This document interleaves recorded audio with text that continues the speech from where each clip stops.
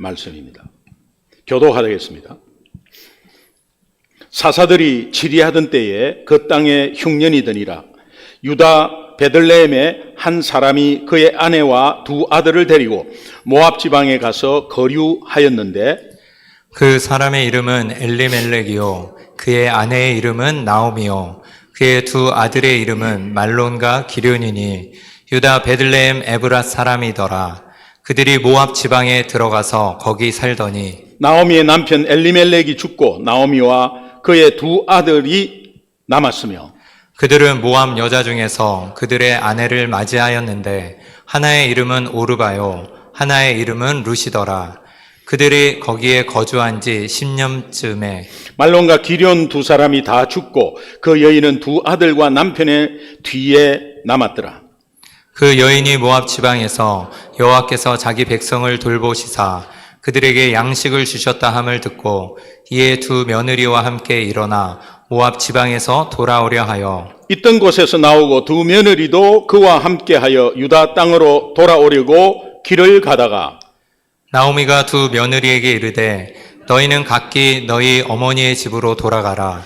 너희가 죽은 자들과 나를 선대한 것 같이 여호와께서 너희를 선대하시기를 원하며 여호와께서 너희에게 허락하사 각기 남편의 집에서 위로를 받게 하시기를 원하노라 하고 그들에게 입맞춤에 그들이 소리를 높여 울며 다같이요 나오미에게 이르되 아니니이다. 우리는 어머니와 함께 어머니의 백성에게로 돌아가겠나이다 하는지라. 아멘. 하나님의 살아계신 말씀이고 이번 주일부터 저는 룻기를 강해하겠습니다.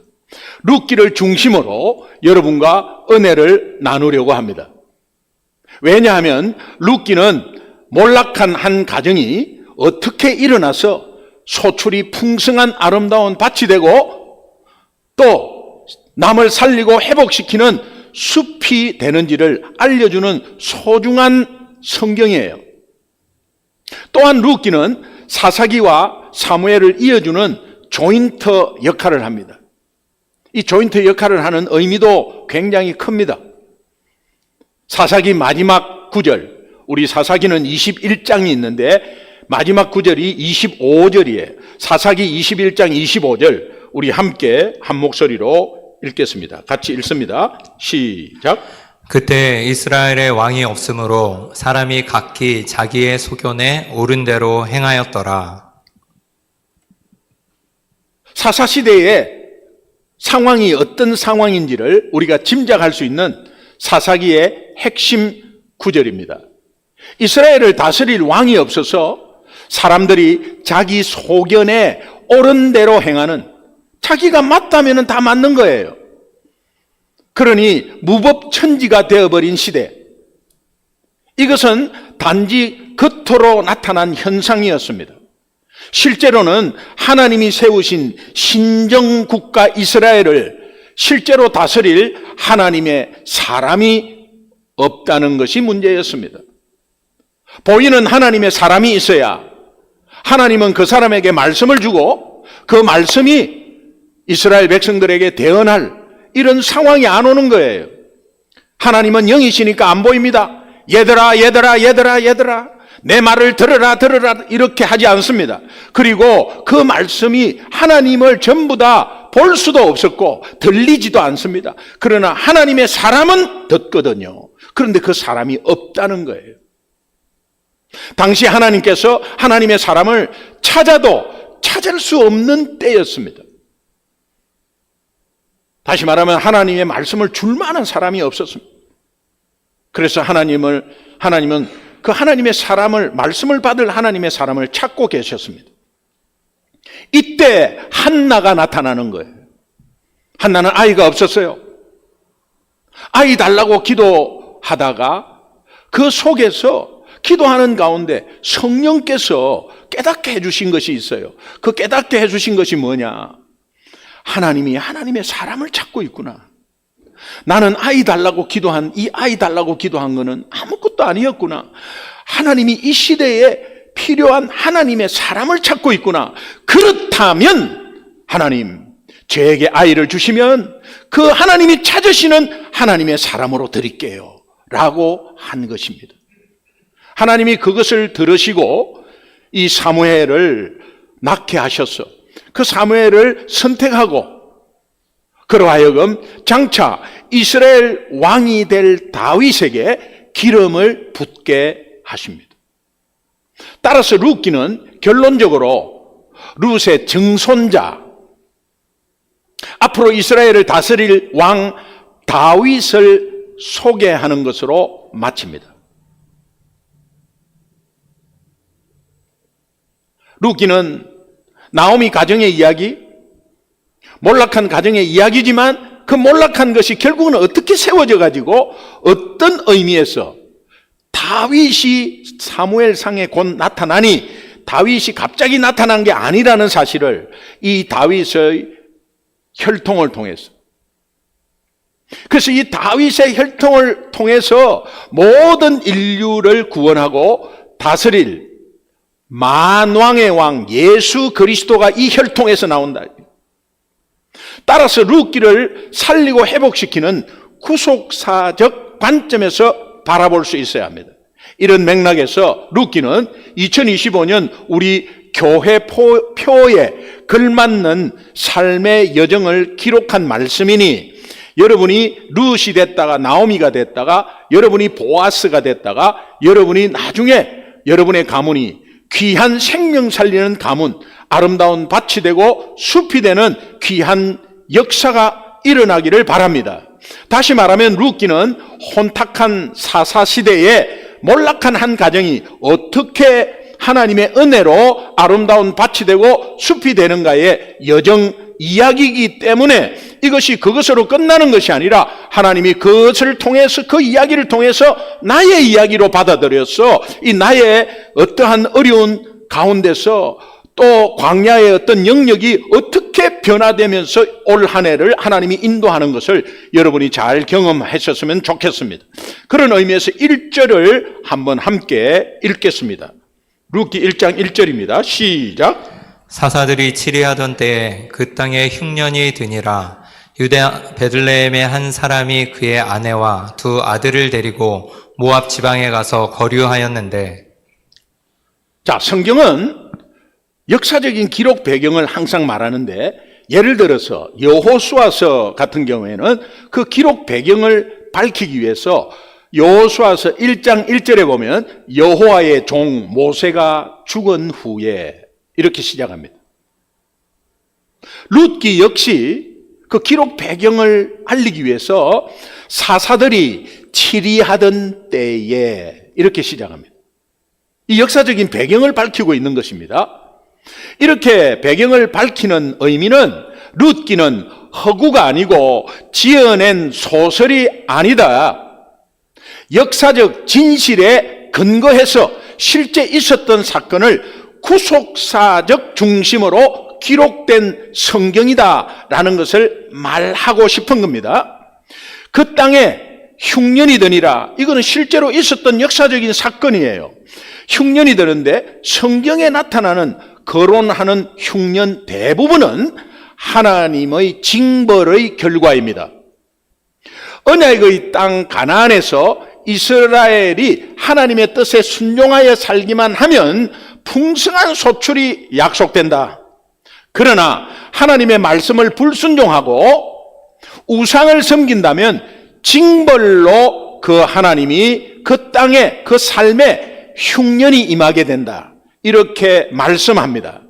따라서 본문에 나오는 흉년도 이스라엘의 불순종과 우상 숭배로 인한 하나님의 징벌의 결과였습니다.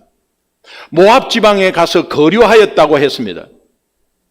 이 가족이 하나님께서 주신 약속의 땅을 떠난 것이 1차적으로 잘못된 것입니다. 아브라함은 내가 지시할 땅으로 가라 해서 지시할 땅으로 갔습니다. 가보니까 기근이 왔습니다. 흉년이 왔습니다. 하나님이 가라는 땅에 왔는데 왜 흉년이 왔냐 하면서 다른 데로 옮기는 순간 아브라함은 고생을 직살나게 해버려요. 근데 왜 하나님이 간 땅에 엄청난 풍성한 소출이 있어야 되는데 왜 기근이 오느냐? 그것은 하나님이 우리를 훈련시키면서 그 기근 속에서도 우리의 인내를 바라보면서 하나님이 굉장한, 왜? 아브라함은 굉장한 믿음의 아버지가 돼야 되거든. 여러분 자신들은, 여러분 가문들이 믿음의 가문이 돼야 되거든. 레위기에서 하나님께서 주신 기업의 땅은 반드시 지켜라. 본문 4절을 보니까 그들은 이 약속의 땅을 떠나서 모압으로 갔는데 무려 10년을 거주하고 있었어요. 이 의미는 단순 피신이 아니다. 이 피신이. 모압 땅에서 그들이 큰 고초를 겪게 됩니다. 룻기 1장 2절, 3절, 4절, 5절 우리 차근차근히 함께 한번 같이 한 목소리로 읽겠습니다. 2절부터 시작. 그 사람의 이름은 엘리멜렉이요 그의 아내의 이름은 나오미요 그의 두 아들의 이름은 말론과 기럐이니 유다 베들레헴 에브랏 사람들이어더라. 그들이 모압 지방에 들어가서 거기 살더니 나오미의 남편 엘리멜렉이 죽고 나오미와 그의 두 아들이 남았으며 그들은 모압 여자 중에서 그들의 아내를 맞이하였는데 하나의 이름은 오르바요 하나의 이름은 룻이더라. 그들이 거기에 거주한 지 10년쯤에 말론과 기럐 두 사람이 다 죽고 그 여인은 두 아들과 남편의 뒤에 남았더라. 네. 저는 이 2절에서 5절 말씀을 읽으면서 하나님의 음성이 이렇게 요약돼서 저에게 들려왔어요. 여러분도 다 해당되는 말씀이라고 믿고 이렇게 요약을 해봤어요. 너희의 삶에 영육 간의 흉년이 왔을 때 그 상황을 불평하고 사랑과 하나님을 원망하지 말고 그 탓하지 말고 너희 삶 속에 존재하고 있는 우상 숭배가 무엇인지 내가 불순종하고 있는 것은 없는지 돌아보고 그것을 제거하는 기회로 삼아라. 그 말씀으로 들렸습니다. 본문 5절 마지막에서 그 여인은 두 아들과 남편의 뒤에 남았더라. 남편도 세상을 떠났습니다. 두 아들도 세상을 떠났습니다. 당시 여자들을 천대시하는 관습을 감안한다면 타국에서, 그것도 다른 나라에서 다 잃어버리고 연약하고 가난하고 그것도 남편 잃고 두 아들마저 잃어버린 혼자 된 노년의 여인 무슨 희망이 있겠어요? 한번 상상해 보십시오. 그 인생 아무것도 의지할 수 없는 비참한 광야가 되어버린 것입니다. 게다가 남편을 잃은 두 며느리 오르바, 룻과 같이 함께 살고 있는 거예요. 이런 처지는 누가 보더라도 그 삶이 메마르고 너무 척박하고 황폐한 광야임에 틀림없습니다. 이런 상황에서 시어머니 나오미는 충분히 하나님을 원망하고 충분히 낙심절망하고 그러면서 오히려 자포자기해버릴 텐데 이 나오미가 원망한 적이 하나도 없고 낙심하지 않고 자기가 언약의 땅을 쉽게 떠나온 것에 대해서 깊이 회개하기 시작했습니다. 나오미는 오직 위로자 되시고 공급자 되시고 구원자 되신 하나님만을 의지할 수밖에 없었습니다. 아무것도 지푸라기 하나 잡는 그 심정이었습니다. 저는 이 심정을 똑같지는 않지만 제가 예수 믿지 않을 때에 가족을 태우고 가다가 상대방 중앙선 차가 중앙선을 졸고 오면서 중앙선을 넘어오면서 제 차하고 정면 충돌을 해버렸습니다. 차에 불이 붙고 엄청난 사고 속에서 가족들은 병원으로 다 옮겼습니다. 저는 예수 믿지 않았어요. 근데 제에게 이런 어려움이 상상할 수 없는 어려움이 왔습니다. 그 전에는 나만 믿고 따라와. 나만 믿고 따라와. 나는 성실하게 남에게 절대 피해 끼치지 않고 잘 살 수 있어. 나만 믿고 따라와라고 큰 소리 쳤습니다. 나만 믿고 너만 믿고 따라왔더니 이렇게 돼버렸어요. 아, 이거 인생은 나만 잘하면 되는 게 아니구나. 연관이 다 되어 있고 옆에 있는 사람이 잘못하면 도미노로 다 같이 넘어지는구나.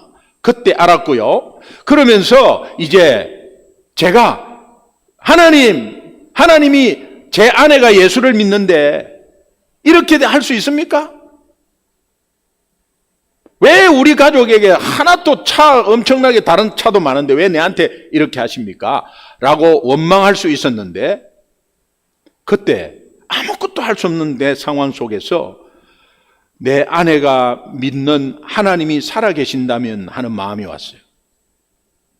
그러면서 하나님께 매달렸어요.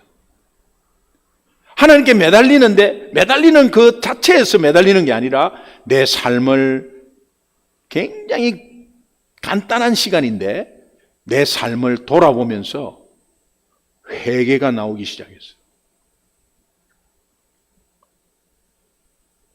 한번 아내 따라 교회 갔다가 헌금 이야기하면 기분 나빠가지고 나와버리고 내가 갖다 준 돈 얼마나 교회 바쳤냐 다 내놔봐라.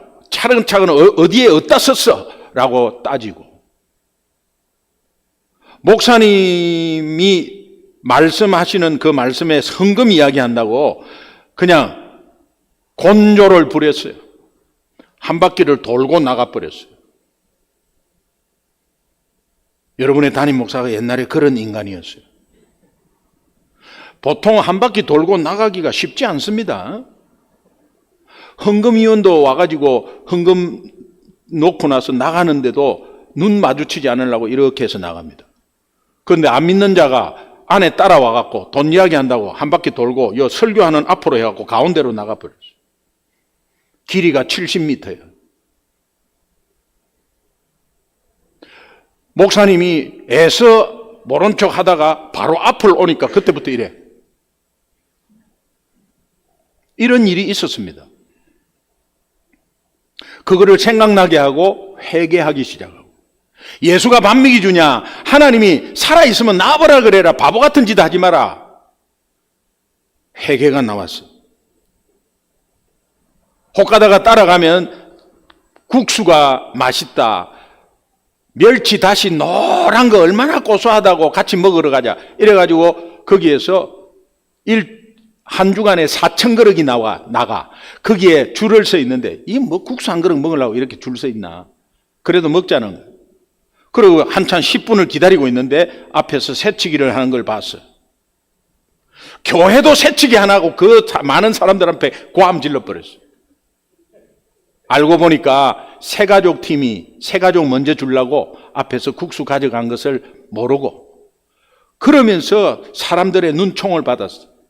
거기에 교통사고 난 앞에서 그것을 회개해서 생각이 나더라고. 생각이 회개했습니다. 나오미가 이럴 수 있습니까? 내가 베들레헴에서도 어려워서 지금 모압으로 피신해서 이렇게 나왔는데 여기서 10년 사는데 우리 가족을 이렇게 할 수 있어요? 하나님은 안 계세요? 뭐가 하나님이 있습니까? 이렇게 할 수 있습니다. 그런데 나오미가 내가 하나님이 약속한 그 기업의 땅이 조금 어렵다고 내가 옮겨왔다는 이것에서 회개하기 시작했어요. 이 같은 나오미의 회개는 황폐한 광야의 삶을 아름다운 밭과 숲으로 변화시키는 원동력이 되었습니다. 본문을 통해서 하나님이 우리에게 전하고자 하는 핵심 두 가지가 있습니다. 첫 번째는 회개는 하나님의 돌보심으로 시작한다는 거예요. 회개의 길을 걷는 것은 하나님의 돌보심으로 시작된다는 거예요. 룻기 1장 6절을 함께 한번 읽겠습니다. 같이 읽습니다. 시작. 그 여인이 모압 지방에서 여호와께서 자기 백성을 돌보시사 그들에게 양식을 주셨다 함을 듣고 이에 두 며느리와 함께 일어나 모압 지방에서 돌아오려 하여 자기 백성을 돌보시다, 보살피다 이런 단어인데 그 이 단어에 사용되는 배경이 있습니다. 이 단어는 파카드라는 단어인데 함부로 사용하지 않습니다. 보살피다는 뜻이지만은 이 단어의 의미는 목자가 양떼를 직접 찾아가서 잃어버린 것이 없나 마리수를 계수하면서 양들의 모든 환경을 디테일하게 주의 깊게 돌아보다, 그런 뜻입니다. 그런 뜻으로 이 단어를 사용합니다. 그 내포가 되어 있습니다. 따라서 여호와께서 자기 백성을 돌보시사, 이 표현은 이스라엘 백성들은 이방인들과 교제하는 중에 우상숭배 엄청 많았어요. 그리고 도덕적으로 굉장히 부패해가지고 하나님의 복을 도저히 받아 누릴 수 없었던 상황이었습니다. 그럼에도 하나님은 하나님의 백성이 회개할 때는 그 백성을 친히 찾아가서 그 삶을 주의 깊게 돌아보신다는 그런 의미로 사용되었습니다. 모압 지방에 이제 그런 의미로 사용되는 것을 이 나오미가 믿음으로 받아들이고, 그러면서 모압 지방에서 이제 베들레헴으로 다시 돌아가야 되겠다는 생각을 한 것입니다. 하나님의 은혜로 베들레헴에서의 기근이 해결되었다는 소식을 들었어요. 베들레헴에서는 기근이었는데 기근이 해결됐습니다. 그것은 하나님이 하셨구나. 그렇다면 내가 이스라엘 백성이잖아요. 나는 지금 다른 나라에 나와 있잖아요. 그런데 내 나라의 기근이 해결되었다면 나도 하나님의 백성이니 나도 보살핌을 받아서 해결하겠구나 라고 하면서 내가 그 공동체로 다시 들어가야 되겠다는 결단을 하게 된 것입니다. 베들레헴에서 기근이 해결되었다는 소식을 들은 이 나오미가 그 기근으로 고향을 떠나온 지난날의 잘못을 회개했단 말이에요. 그리고 용서의 은총 때문에 나오미는 이방족 속의 그 땅, 우상의 땅 모압을 담대하게 떠날 용기를 가질 수 있었다는 거예요.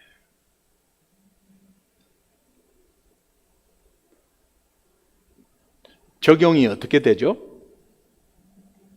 여러분이 어떤 어려움에 당했을 때, 그때 저는 그런 분들을 많이 보았습니다. 어려움을 당했을 때 그때 이거 왜 이러지? 라고 하는 것이 아니라 하나님이 부르시는 음성인가? 그렇게 생각하면 그때부터 풀려. 그러면서 교회에 7년을 쉬었다가 다시 오는 분도 있고, 팬데믹이 나서 영상으로 예배 보다가 다 이제는 흐트러지고 자세 흐트러지고 막 파자마 바람으로 예배 드리고 이러다가 그냥 안 드려. 그러다가 안 나오다가 이제 무슨 일 뻥 터지는 순간에 더 꼬꾸라지는 것이 아니라 그것 때문에 나와서 회복된 자가 있습니다. 그런 의미로 적용하면 돼요. 나오미가 큰 문제 가운데서 떠나온 것에 대해서 회개하고 다시 돌아가야 되겠다고 그렇게 용기를 얻을 수 있는 것은 그 전에 회개가 있었다는 거예요.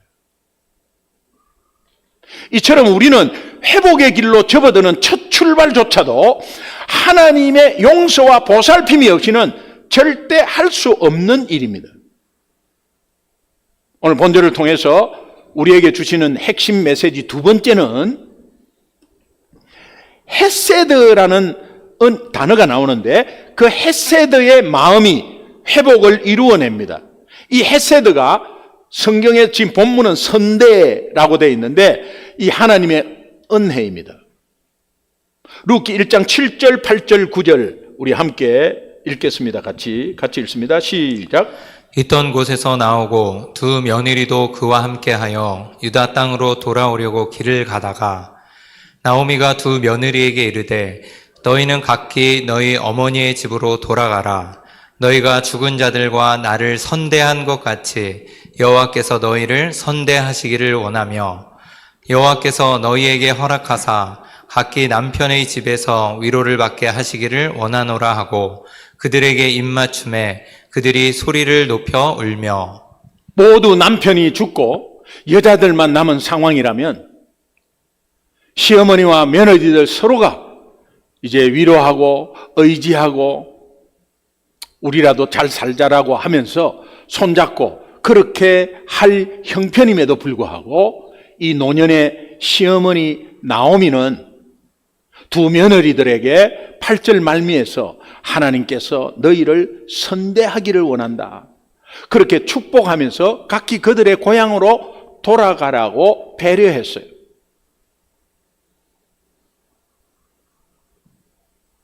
그러나 그 전에 시어머니 나오미와 며느리 룻 간에 서로를 향한 선대가 있었습니다.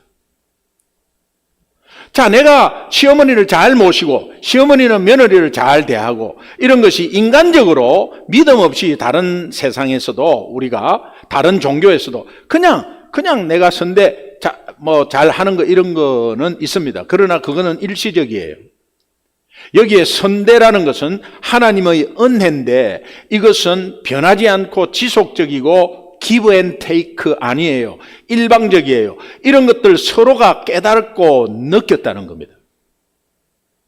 이 헤세드의 단어는 인간을 향한 하나님의 긍휼한 마음과 죄 용서의 사랑을 나타낼 때만 사용되는 단어예요. 시어머니 나오미는 이방 며느리들이 비록 자기 곁을 떠나서 그들의 고향 땅에 갈지라도 그 은혜를 받은 나오미는 모압의 우상이 그모스라는 우상이 있습니다. 그 그모스를 절대 섬기지 말고 그것에서 하나님만 섬기면서 그분의 은혜 가운데 거하라고 축복의 말씀을 해줍니다. 이것은 룻으로 하여금 시어머니 나오미를 향해서 헤세드의 마음을 가지게 했습니다. 또 룻은 어머니의 그런 마음으로 헤세드의 마음을 가지고 있고 그 헤세드의 마음이 곧 또 시어머니가 룻을 향한 헤세드의 마음이 있었습니다.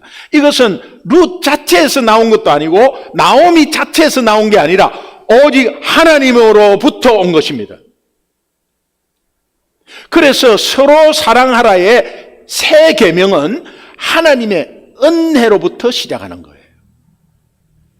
내가 너희를 사랑한 것처럼 너희도 이웃을 사랑하라 라는 것이 내가 사랑해야지 해갖고 될 것이 아니라 그 사랑은 하나님의 헤세드로부터 시작하는 거예요. 그것이 알면 내가 수도꼭지 틀듯이 그래 나도 이웃을 저 헤세드로 해야지 그렇게 해야 됩니다. 그 헤세드 하나님의 은혜 그 사랑이 어떤 사랑이냐 따라합시다. 영혼 사랑 이웃 사랑 영혼 사랑이에요. 하나님 사랑 영혼 사랑이에요. 이 하나님의 사랑은 곧 우리에게 주신 영혼 사랑의 헤세드예요. 본문의 헤세드는 시어머니와 며느리 간의 관계를 회복시켰어요. 나와 시어머니의 관계를 회복시켰다는 것은 저 며느리가 하나님과의 관계가 회복된 거와 또 시어머니가 하나님과의 관계가 회복된 거가 그저 연결이 되어 있다는 거예요. 헤세드는 하나님이 우리에게 주신 은혜예요. 그런데 이것이 인간적인 관계에서 지금 선대라는 헤세드 단어를 쓴 것은 자기네들끼리 뭐 이렇게 베풀고 한 것이 아니라는 것을 우리가 알아야 한다는 거예요. 그러면 내 힘으로 할 수가 없고 하나님이 은혜로 그냥 이웃에게 그냥 전달한 것밖에는 없는 거예요.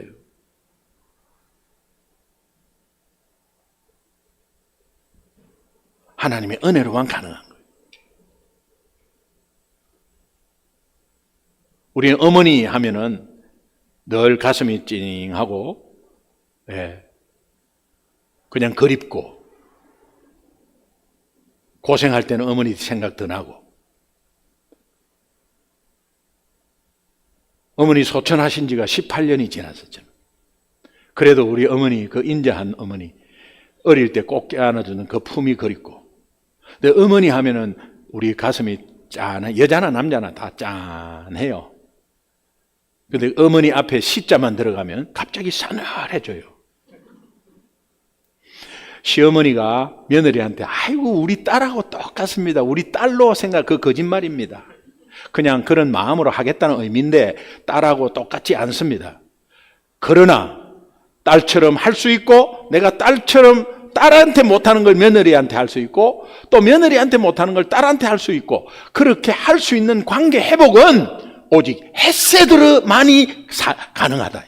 하나님의 은혜만이 가능하다. 9절 말미에서 그들에게 입맞춤에 그들이 소리를 높이 울었다는 거예요. 이거 관계 회복이에요. 회복됐다는 거예요. 10절 마지막 부분에 보면 우리는 어머니와 함께 어머니의 백성에게로 같이 돌아가겠다고. 아이고 만정 떨어진다, 나 어머니하고 절대 안 살 거야가 아니고 같이 이웃과의 관계가 회복됐다는 거예요. 무엇 때문에? 헤세드 때문에. 그래서 오늘 본문을 통해서 결론적으로 하나님이 우리에게 말씀하시는 회복의 비밀이 두 가지야.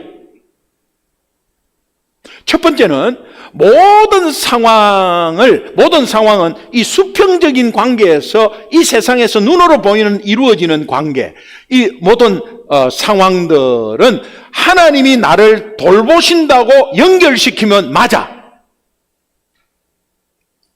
여러분이 어떤 어려움이 있어도 하나님이 이런 어려운 상황 가운데 하나님이 나를 돌보신다고 믿음으로 연결시키면 선한 역사가 벌어져요. 아, 내가 원하는 것을 못한다 하면 하나님이 나를 돌보신다고 연결시키면 현실은 내가 원하는 것이 안 왔어요. 그러면 더 좋은 것으로 역사하시겠지가 딱 들어와요.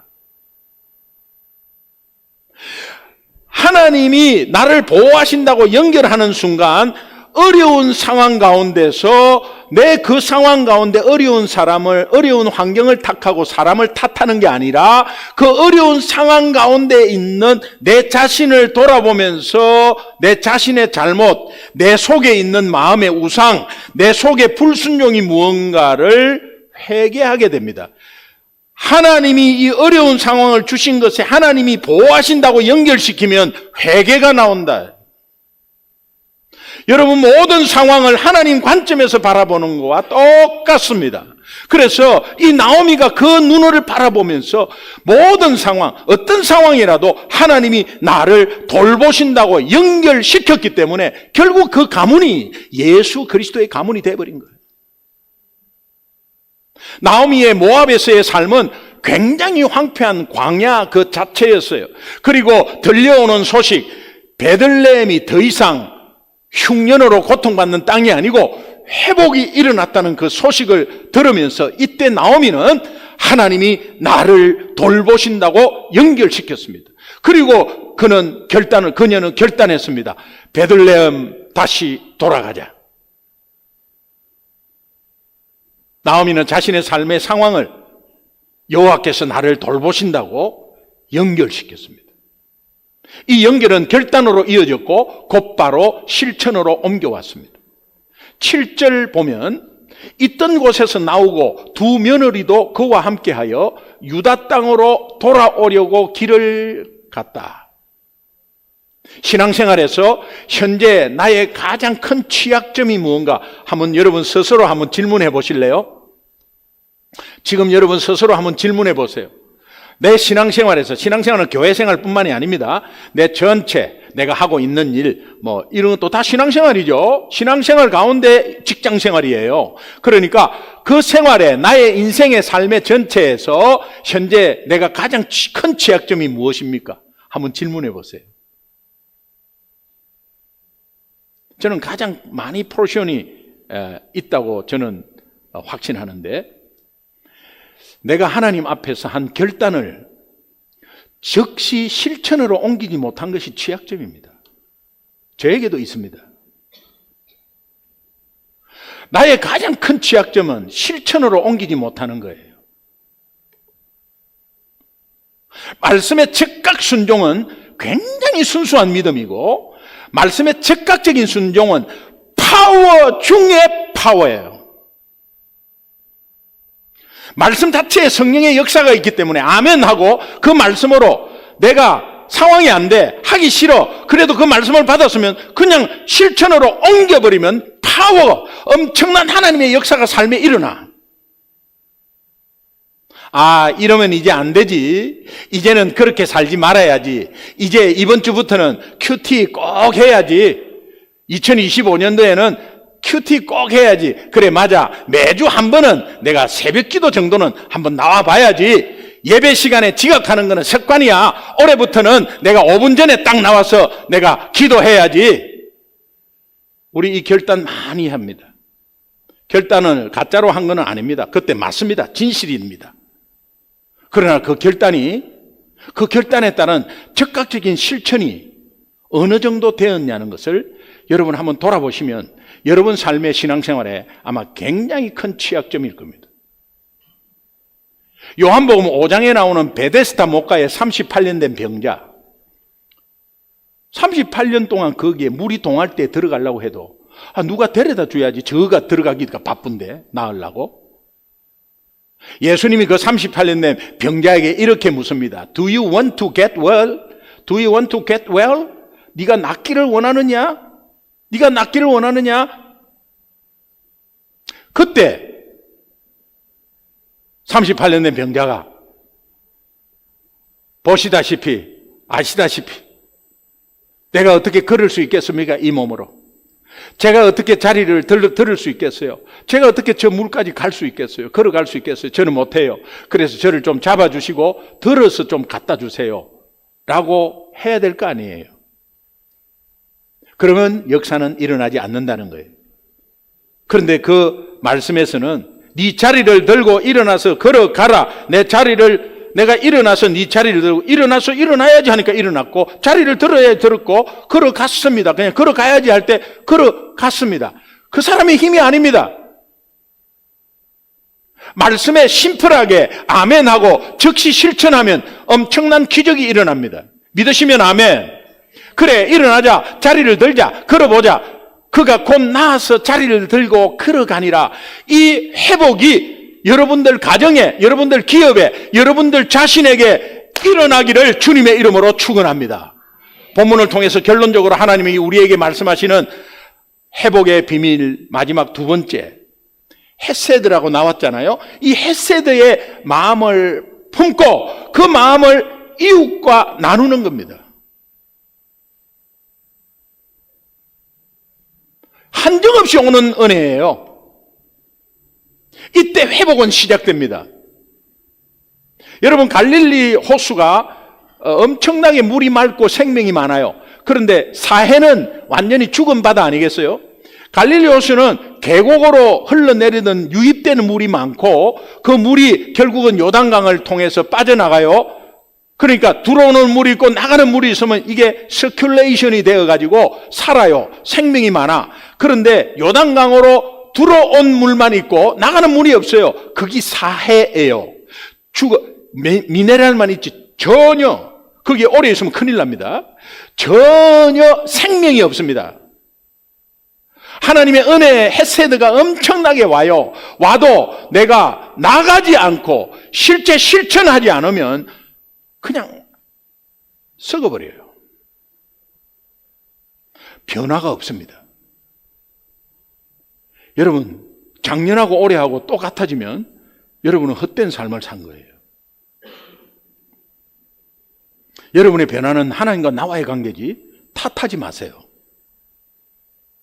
무슨 환경 탓, 무슨 탓하지 마세요. 그 환경은 다 하나님이 허락하셨고 여러분 먹고 살기 위한 하나님의 방법으로 다 주셨어요. 그거 탓하지 마세요.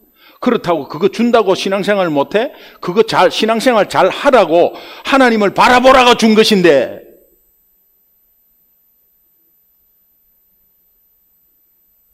회복이 언제 시작되느냐예요. 시어머니 나오미를 향한 룻의 헤세드의 마음, 또한 며느리 룻을 향한 시어머니의 헤세드의 마음, 서로 상통합니다. 그리고 둘은 회복됩니다. 그게 헤세드라는 거예요. 수직적으로 내려온. 둘 다 하나님이 주신 헤세드예요. 8절에서 보면 나를 선대한 것 같이. 놀랍게도 며느리 룻이 남편과 두 아들을 먼저 보낸 처참한 상태에 빠진 시어머니를 향한 헤세드의 마음을 가지고 있었어요.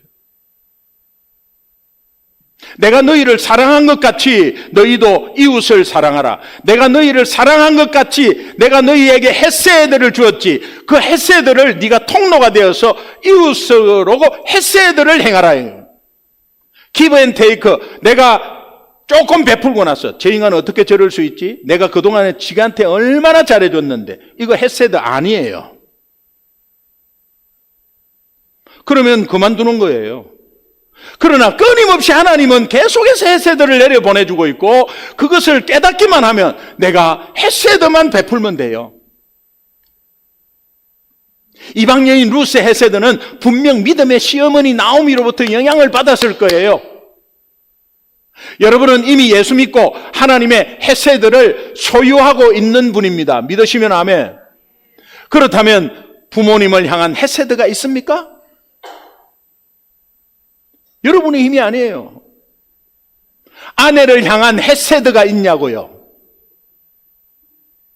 남편을 향한 헤세드가 있냐고요? 자녀를 향한 헤세드가 있냐고요? 교회 지체를 향한 헤세드가 있냐고요? 순원을 향한 헤세드가 있습니까? 순장을 향한 헤세드가 있냐고요? 믿음의 연륜, 직분 관계 없습니다. 헤세드의 마음을 가지고 있는 것은 예수 믿는 사람들이에요. 이 헤세드의 마음의 원천은 하나님이 예수 그리스도를 통해서 주신 구원의 은혜입니다. 그렇다면 이 은혜를 다 가지고 있는 저와 여러분은 서로가 서로에게 헤세드의 마음을 가지고 행동하고 서로가 서로에게 헤세드의 마음을 가지고 진심 어린 말로 립서비가 아닌 진심 어린 말로 표현을 해야 되는 거야. 헤세드의 마음은 이웃과 나눌 때에 상방의 회복은 시작되고 그 삶은 파워로 이어지는 거야.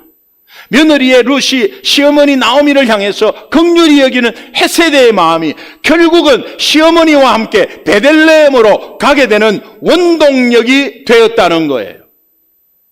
다시 회복된 원동력이에요. 우리는 이 헤세드를 통해서 일어난 회복은 생각지도 못한 엄청난 역사가 이어집니다. 그것은 이방 여인의 룻의 계보를 통해서 정손자 다윗이 나오게 되고 그 다윗의 계보를 통해서 예수 그리스도가 나오는 영광의 축복이 그 가문에 있게 되는 거예요. 비록 룻은 모압의 이방 여인이었습니다. 그녀의 가문에 어마어마한 회복의 역사가 일어났습니다. 모압 땅에서 수렁에 빠져있던 나오미, 룻, 그 인생이 어마어마하게 회복될 수 있었던 것은 오직 하나님의 은혜 헤세드입니다.